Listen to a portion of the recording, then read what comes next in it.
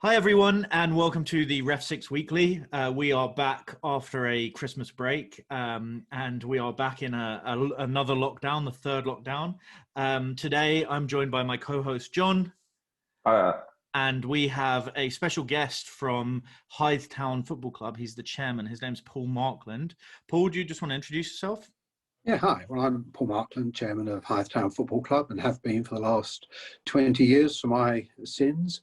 Hythe play in the Isthmian South East, and one of the few clubs that have had a very good FA Cup run in the past. And watching Marine the other day reminded me of all those adventures we had when we did it. Yeah, that was great. I loved all the kind of social media around it to do with like the people, the fans in their gardens and stuff like that. It was a pretty cool experience. And surely have got through to the fourth round, right? As well. Yeah, surely that's against right. Wolves as well, which is a repeat of a famous. I think they've played in the 90s or the 80s before, so that's pretty cool to see too. So, Paul, thanks so much for joining. I think the season with the Isthmian League, it started quite late in October, and then just before Christmas, I think, as we were going into kind of the different tiers around England, I think the Isthmian League said actually, and not just the Isthmian League, many other leagues said actually let's put it on pause. Then moving into this late December into January, all of a sudden it's another national lockdown, which has basically put a halt to all grassroots football. So today what we wanted to do, me and John, was to talk about, what's going to happen next. Is it likely that there is going to be a restart to the season or not? But I just want to hand it over to you first to get a sense of, before we go into what's going to happen, maybe we can talk about what has happened in terms of how the kind of COVID has impacted the club as a whole. Like how have these lockdowns really impacted the club over the last year? Well, as you know, last season ended early, and it was decided to null and void the season because we just hadn't played enough games, and we all went forward with a sort of happy look to the future, expecting to restart and hopefully complete this season. It all started late, friendlies started late, the season started late, and we actually only got 2 months of play-in and have stopped again. And it doesn't look like we will restart. Okay. And I guess what has of the 2 months there, let's just focus on the good news about you guys were playing football. How did that football work for you? You know, no fans turning up obviously has a massive impact on finances. Do you think it had an effect on the team's performance too, or is it pretty? I think that the friendlies, we could have no fans in, and it was much lower key than it normally is. But for the league games, we were allowed to have up to 200 in. Okay. And the crowds did go up because people couldn't get into grounds at other levels. Okay. But it was only for 2 months. And you could tell the difference. People were so pleased to be back. The atmosphere was so much better. But again, only for 2 months. Since then, when permitted, the team has been training, and we have had a couple of friendlies scheduled, but then the sort of lockdown 2 came along, all that got knocked on the head. They can't train at the moment, and clearly we can't have any friendlies. So, you know, the ground is pretty well locked up. They're keeping the grass mowed or whatever they need to do, but there's not a lot happening at all. And is the manager staying in touch with the players and training at home? Like I know a lot of the players aren't full-time players, right? They have other jobs. But how is the manager kind of keeping them engaged and motivated during this time? Well, he's got his WhatsApp group, and they're keeping us engaged as anybody else is with in these difficult times with jobs or whatever. But again, it's the unknown.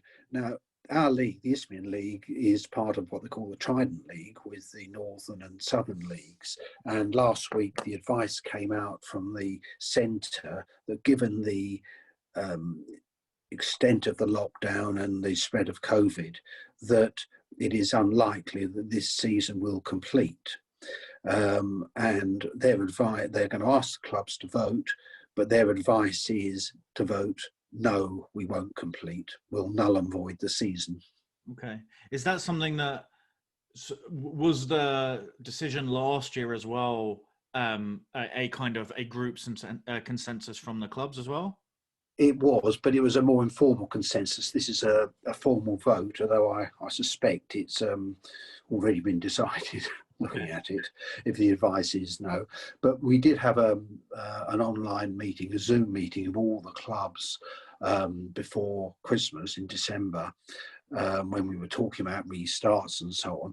And actually listening to most chairmen, there is a lot of common sense that says, hang on, we're in unprecedented times, lives are under threat, and consequently, should we really be meeting and playing football? There are more important things, and that was the consensus. So I suspect that common sense will come through again, and unfortunately we won't complete the season. Then there was a discussion where people are saying, well, hang on, we've done 2 months of the season, which is about 25-30% of the fixtures. Why not combine this season with a curtailed 2021-22 season, because we don't yet know whether we're going to be safe to start in September or not. August, September or not. So there are all sorts of thoughts around. Personally, I'm sitting on the fence because, of course, this season you would have had one squad and one set of finances, and next season you may have a different squad and a different set of finances. So is it a balanced competition?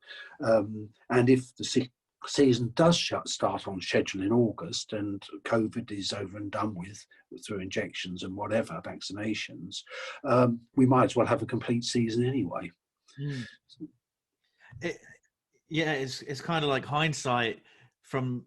It's really easy to look back and think, oh, actually... the easiest thing in the world to look back with hindsight. Why not continue last season into this season and to try and finish it? But there's all sorts of changes that kind of happen up the levels, right? So all of the promotion and stuff. I'm my local team's Worthing, and I feel really sorry for them because they've been top last year of the Premier Division in the Isthmian League as it was finished, and they currently stand top as well. It's an interesting time. Well, let's say that their finances next season, because they've had a long period of no income, say that they can't afford this squad to be topped for the next season. Is that fair to combine the seasons? Unfair? It's really difficult. Listening to the FA, they're very concerned that they want what they call fair competitions. Yeah. So, and can it be fair if going into the season there was an expectation that it would be for this season, not the expectation that this would move into next season as well? It's not, you can't change the rules of the competition as it started, right? That's right. And during the lockdown, when we in Kent were locked down under Tier 3 for much longer than the teams in Sussex were locked down, and had it all restarted, let's say, in the beginning of February, we would have had to have concentrated a lot more fixtures in the same period, that others could spread their fixtures out. Players will be tireder. Therefore, is it a fair competition? And that's what the Football Association were very concerned about, to have a fair competition and therefore a fair outcome. Was any of this discussed at the start of the season? So obviously COVID was still a big thing come September. So I don't know, did you have plans in place at the start of the season? We didn't. The leagues informally had plans, but the problem with COVID, both as a sort of globally, nationally, and at football level, is actually unpredictable. Had we in July, August, heard about the new strain that is causing what it's causing? So the thing is unpredictable. But the discussions were had, as did clubs feel that if the season had to be curtailed, could we then use, for instance, points per game? And most people thought points per game would be fair, provided sufficient fixtures had been completed, and numbers bandied about were 70% of fixtures completed or 80% of fixtures completed. But of course, we're nowhere near that. We're down at 30% of fixtures completed. So there were discussions, but there were caveats. And had we not reached 80%, and that probably meant, or 70%, did every club reach that point? And the clubs in Kent may not have done. So there were discussions on it, intending to have a balanced competition and a fair outcome, but with caveats. Sure. So you said you're sitting on the fence, and you've mentioned a few of the different options there. So null and void the season, points per game. You mentioned maybe taking this season into next season. Is there any other alternatives? Like, is there an opportunity where actually you just say, okay, well, yeah, it's null and void for the season, but maybe when football can resume, let's assume it's kind of March, April time, you know, are we just going to say, okay, well, clubs, we're just going to have friendlies until September, October, August, September, or what happens when it can open up? Yeah, let's say it opened up, for the sake of argument, at the beginning of April. So we've got April and potentially May, because the season was extending into May. And the leagues could run mini competitions, there could be cup competitions. So there could be things organised. It doesn't look to me like we're into that situation. Yeah. But there is a time limit to that, because, as a number of clubs have said, they have to start their summer pitch work, which means you've probably got 8 weeks where the pitch can't be used, or they may even be installing a 3G pitch, and therefore you've got to do that in the summer months, which means that had the season been extended, probably May was about as far as you could go. Yeah. So in terms of, one of the things that us as referees don't know about, but we hear a lot of around why the leagues didn't want to start for so long, was around player contracts, right? So a lot of the players at your level are on some form of part-time contract. How do they work, and how is those contracts being affected now? Are the players still getting paid? Is it just when they play, or how does it work? Last season we had contracted players, as did many clubs, and you had to pay them until the end of the contract deadline, which I think was early May. So of course, during the February, March, April lockdown, clubs were having to pay their contract players. The result of that was that a lot of clubs decided not to contract players for the current season, because they just couldn't take on that obligation. Interesting. So effectively now all of the players are kind of freelance, they get paid per game or something like that, or not? In our case, all of them are, but in some clubs' cases they still had contracts. But there has been a situation where clubs at Isthmian Prem level, the one above us, have found that their players have been headhunted, if you like, by clubs at National League level who can play. Albeit behind closed doors, but funded by grants. So because they've not had contracts, they've actually lost their players. It's become academic now, because the season probably is null and void anyway. But yeah, that is probably something that no one even considered, right? Is the fact that the players could have gone for no money, basically, right? Yeah. Obviously, you've got approaches and all this sort of thing, but yeah, there have been clubs, one club particularly I think of, who was quite badly affected, a club near London.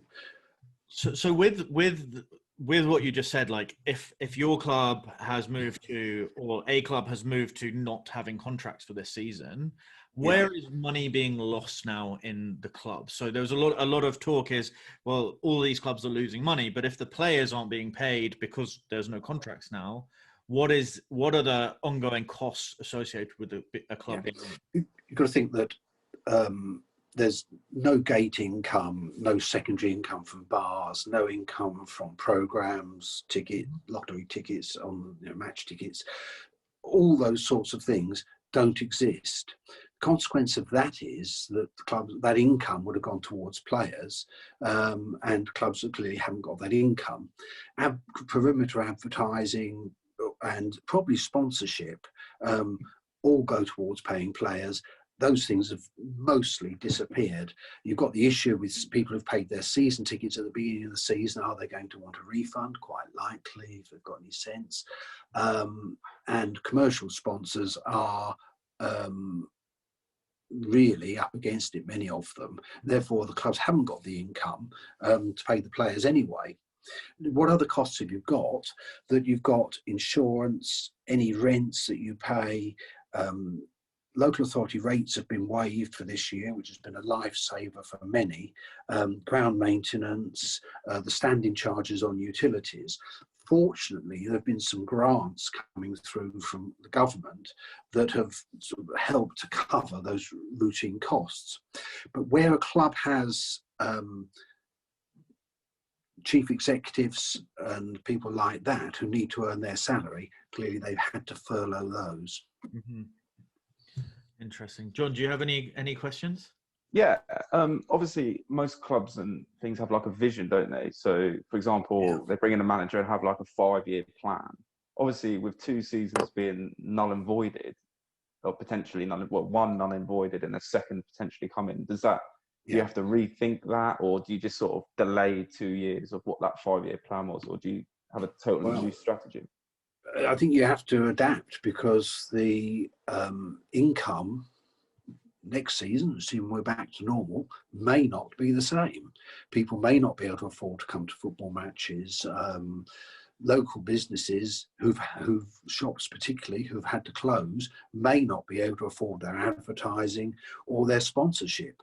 And then you've got to say that if your income is less, you've then got to cut your cloth differently. Mm. So do you think next season, or again, when things are back to normal-ish, do you think a lot of the players are just going to turn away? Like, because the clubs won't have the funds to pay them, there's either going to be a salary, the funds that, the amount that they were getting would reduce, or, some clubs may even fold, right? So do you think a lot of these players will just give up playing football now at that level because they're used to a little bit more? Or no, I think that most players that play football just enjoy playing football. And the fact that people are paying the money is both a bonus, but for that money the clubs expect back a bigger commitment. Playing twice a week or training twice a week, starting a season in friendlies in July, running through to May, that we don't want them off on holiday if they can help it. So we're asking for a big commitment in return for them getting some money. But in the end, they're playing football. And some of the friendlies that we hoped to have had recently, the players weren't being paid, but they wanted to play, partly to keep fit, partly for the social side, but particularly because they enjoy playing football. Now, there will be rich clubs who, of course, will pick up the best players, but if other clubs are having to cut their cloth according to their new reduced income, there will always be players who will want to play.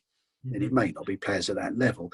No player likes to accept a reduced wage, particularly as he goes through his career and becomes less effective towards the end of it, and the clubs may not be paying the big salary he expected before. But that happens at professional level right down to our semi-professional level. Mm-hmm.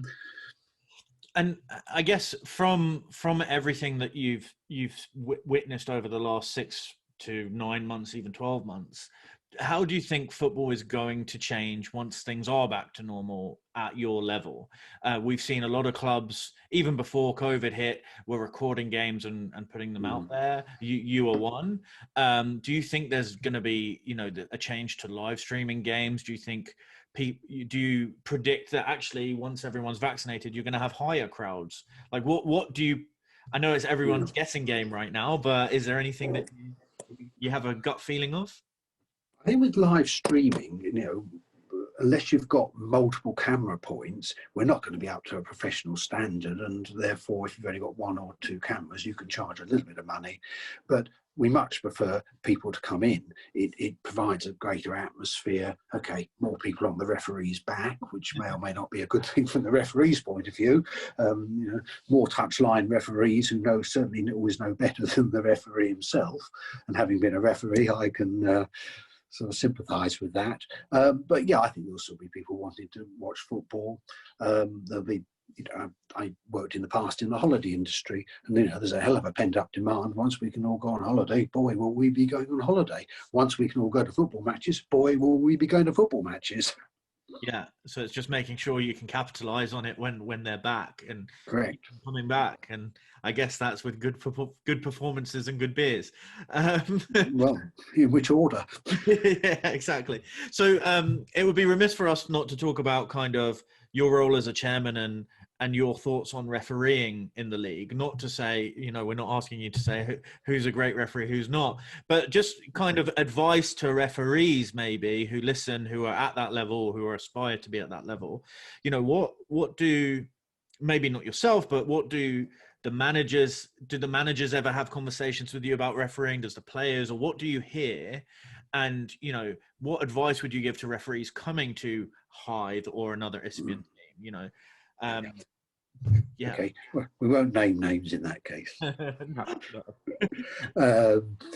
It's a difficult one. If you have a good game, and it's our referee, you're a referee, when you've had a good game. Mm-hmm. And if you have a series of games where you haven't had such a good game, you get despondent yourself, and you're more vulnerable to criticism. So it's quite good occasionally to have people around you and say, all right, it's not as bad as you think it is. And I think and I try and do that with referees. They come, the manager's had a go at them because he's lost, because he didn't agree with the penalty, and so on. And when they come upstairs to the bar, and I hope they usually do, one or two don't, you can have a chat about it and perhaps try and put it in a bit of perspective, because we're all human beings after all, and without referees there wouldn't be a game of football. So you try and be sympathetic. Now, managers and players, of course, are keen to pressure referees, as they do at professional level, they do at our level, because, of course, their main thing is to win. But there is a bigger picture than that, and that's what I try and get over to our guys. Interesting. And I guess you subtly hinted that some referees don't come up to the boardroom. This season has not been possible. That it's been told to referees I'm to go home and stuff. But what about the good old days? What is, actually, when we spoke to referees about the new COVID changes, it was quite interesting because there's a couple of things. One is referees now have to travel alone to games, which one is a bigger cost to the club, but yes. But actually some referees like it because you don't have to put up with two other guys that you don't barely know for an hour drive, and some don't like it because you that's an opportunity to start the team, right? But yeah, I'm intrigued. One of the other things that people mentioned was the fact that they could just get off home straight after the game, because there's historically been this ceremony of after the game, the referee's team goes into the bar or the room. Yeah. And sometimes you just don't want to. And sometimes it's good. Sometimes you just want to get home and, spend the evening with your other half, etc. So you mentioned that some referees don't come. What do you think the importance of referees coming in after a game is? Yeah, I think there are two reasons they don't come in. One is that they've got something urgent to go home for, or going out for the evening. And secondly, if they've had a really bad game and had a lot of criticism, they perhaps don't want to come up and face, as they see it, face the music. We make it very clear that we want people to act in a civilised manner. If they do come up and they come into the boardroom, and the majority do, cup of tea, bit of something to eat, it's good to chat through the game and ask them why was this and so on. And often you'll think, I didn't agree with that, but now he's explained it, I do agree. The better referees, the stronger characters, if you like, will go and chat to the players and the captain on the way out, but they're not having heavy socialising with them, because of course they are the policemen to the players, robbers of the rules, if you like. No, brilliant. And I guess the other thing around that is the cost of refereeing this year for clubs has been higher. Yeah, it's gone up, clearly. Yeah. Has that been, obviously, you know, it's because of the rules, the COVID rules that the FA have set out and the government have backed, but like, was there any discussion? Is that just what you had to put up with? You had to deliver that, or was there any discussion by the clubs to say, "Whoa"? No, there was no discussion. I mean, it was common sense that you don't want people travelling in the same car with people they don't regularly meet up with. Now, we had that issue with players. The same 2 or 3 players can travel together. But you can't just travel randomly, and you could travel by yourself. Now, we're picking up the travel costs for that.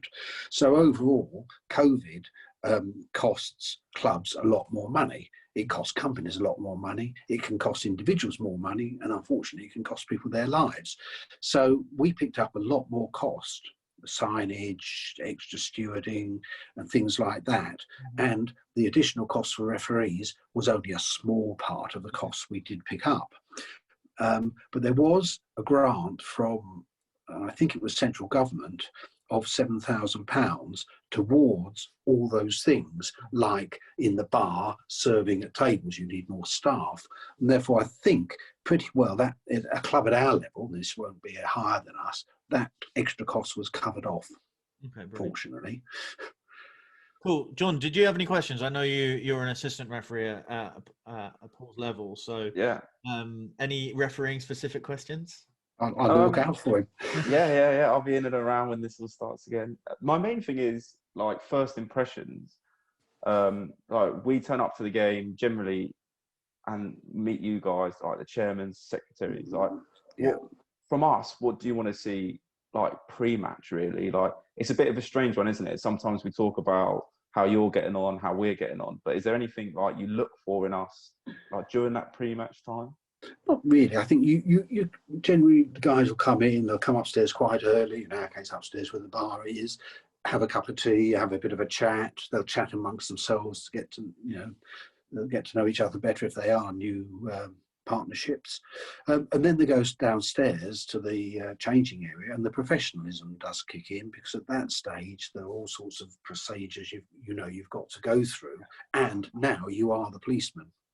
So it does change from being the guy we're all chatting to the policeman that's, this is how it's going to be on the pitch. These are check, I've got the paperwork. Oh, late change to the paperwork. Now you're the official, and it's a transition from friendly, here we all are, let's have a chat, to being the guys in charge of the game. And then slowly move out of that back into the more sociable bit, and it's quite an interesting transition for both the clubs and the officials. So to John's point, one of the other benefits that I forgot that referees have said of this season is the fact that they can go to games in tracksuit rather than suit and tie. Has that it's interesting, because actually quite a lot of the refereeing community is split. I would say probably 70-80% prefer tracksuits, and 20% love the traditional suits, professionalism, etc. Do you think it makes a difference? Does it change perspective on your side? I think if they come in a referee's tracksuit, you immediately know who they are, because if you haven't met these guys before, there's a guy wandering in with a tie. Is he an assessor? Is he a COVID inspector? Is he a league official? Who the hell is he? County official? So in tracksuits, you know who they are. Our players have got tracksuits. They travel in tracksuits. Immediately they arrive, everybody knows their players or management of our team. So I think it's great. It's much more comfortable. And okay, us directors are in suits and ties, but we don't really want to be either. So that's it. It's very nice for you guys to be in your tracksuits. Yeah, it's one of those things that, traveling alone will change because of the cost. It can't, as soon as it's safe to, that will be a thing that will go back to normal. Going back into the bar after the game, hopefully, I always liked it, unless I had something really important to do in the evening, I would do that, and I'm looking forward to that again. But I think tracksuits are the ones that I think everyone can, fingers crossed, safely say that probably won't change. And it's good to hear that it doesn't make a difference from a perception. It's nice if it didn't, and there are lots of reasons it shouldn't. They could even have a REFSIX logo on their tracksuit. You've got That's John's role. We have a merch shop for everyone watching and listening. Just head to the app and click on shop, and you'll find it. But yeah, no, definitely something for us to promote going forward into next season, or the restart. Or whenever, yeah. Whenever. Exactly. Paul, thanks so much for being giving us some time and chatting through the differences and changes. The one thing. The last thing, I guess, and John's eagerly awaiting this news, but it's really interesting to hear your thoughts, is every year referees are in their own league tables, and of which, some are, hoping that they can still get promoted, and some who probably hope that they won't be relegated, in fact. Yeah. So because of the fact that we've had, 30% of the season, what is your thoughts on referee side getting... No. It's a difficult one, and it's a bit like finishing a season. At what point do you say there's sufficient games been played for a club to be relegated or promoted? 70% of fixtures, 80% of fixtures. The same must apply with referees. Somebody may just have been coming back from an injury or some mental problem, if you like, and then they're suddenly they're only 2 months of the season. They don't do as well as they would have done had they played a full season. So, like anything else, are we going to get a fair result? Yeah. Luckily, that one's not down to me. Yeah, my belief, and this may be an opinion people share or not, is I think the people who are sitting at the top of the table should be promoted, and the people at the bottom of the table should stay and be given a chance, because I'm sure there's going to be a lot of people. Are you talking about the refereeing tables? Yeah, the refereeing. Yeah. Sorry. Oh, good. And where do you sit? No doubt. I'm not anywhere, but I feel like John might be doing well this season, but we'll see. Yeah. Vested interest, you see. Yeah, this is it. No, but I actually think that is refereeing tables versus club tables, very different. It's a different beast, right? What you want the best referees to be at the highest level they can possibly officiate at. So if they're high in the tables after X amount of games in the season, my belief is, well, they've shown a degree of, if they've only done 2 games and been, you're right, there should be a number of games. And I think there is. I think normally it's 10. In a normal season, it's 10, actually. They only have to do 10 middles to be considered. So with the curtailment, maybe it's half that this year. I'm not sure. But my belief is that if you've been showing that progress as a referee and you're up at that level, then you should look to be pushed on this season. But on the flip side is those people who not had a great start to the season, I think they should also be able to stay at that level for next season. What about somebody who had been injured, a referee, and then got over his injury, started refereeing again, but had only refereed 8 games, but was brilliant. Yeah. So this is the same as the club's 70%, 80%. Where do you draw a line? Yeah. And therefore, do you get a fair outcome? Yeah. Luckily, you said you don't make this decision. Neither do me and John. So the ladies and gentlemen at the FA and the referees committee have a lovely conversation ahead of them, I'm sure. I'm sure they're watching in. Exactly. Well, once again, thanks so much for your time. It was a pleasure. To all those who are listening, hopefully you learned something. Hopefully you're staying safe, keeping fit during this time, and fingers crossed we'll be back on that green stuff fairly soon. Yep, look forward to it. Yeah. Cheers, guys. Cheers, Paul. Really appreciate that. Thank you.